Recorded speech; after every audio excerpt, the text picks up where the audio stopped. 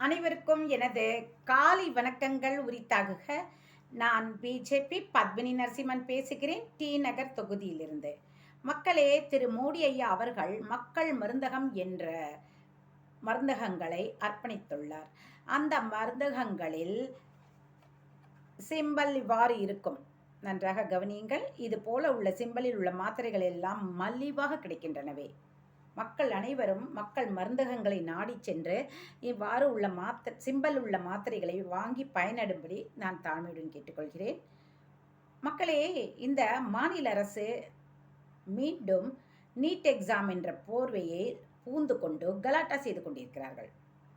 NEET exam நீட்டாக போய்கொண்டிருக்கிறது. ஒரு 5-6 batch எழுதிவிட்டார்கள், pass பண்ணிவிட்டார்கள். யாரெல்லாம்? வறுமையாக வாடுபவர்கள், சக்கிலி பையன், அப்புறம் விவசாயியின் மகள், ஆட்டோ ஓட்டுவர் மகன், அவர்கள் எல்லாமே எழுதும்போது இவர்களுக்கு ஏன் எழுதுறதுக்கு பயமாக இருக்கிறது? நீட் எக்ஸாம் என்ற பெயரிலே கட்சியிலே எதிர்ப்புகளை கொண்டு வந்து மக்களை அலைக்கிழிய வைக்கிறார்கள்.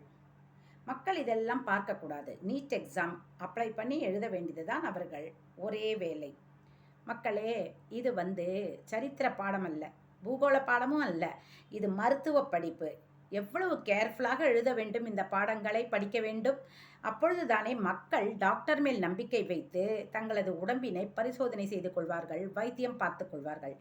முட்டாள்தனமாக இவர்கள் அதில் இப்பொழுது விஜய் வேறு அடிஷனல். இவருக்கு என்ன தெரியும்? என்ன குவாலிஃபிகேஷன் இருக்குது விஜய்க்கு? சினிமாவில் நடித்து விட்டால் பெரிய போஸ்டில் இருக்கிற மாதிரி, கலெக்டர் மாதிரி நினைத்துக் கொள்கிறார்கள். இவர்கள் எல்லாம் தகுதியே ஆனவர்கள் அல்ல. திரு கமலஹாசன், திரு விஜய், நடிகர்கள் அனைவரும், நாம் தமிழர் கட்சி, இவர்கள் எவருக்குமே படிப்பறிவு கம்மிதான்.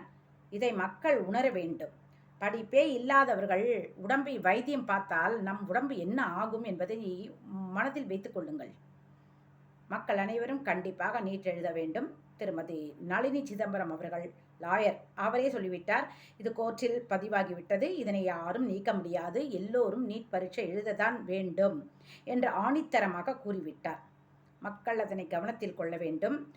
நடிகர்களும் நடிகைகளும் அரசியல்காரர்களும் சினிமாக்காரர்களும் இன்னும் மற்ற டைரக்டர், மியூசிஷியன் ஆளாளுக்கு ஒன்று சொல்லிக் கொண்டிருப்பார்கள் நீட்டை பற்றி. அவர்களுக்கெல்லாம் அவர்கள் தொழில் மட்டும்தான் தெரியும், மற்றபடி அறிவு லெவலேஷம் இல்லை.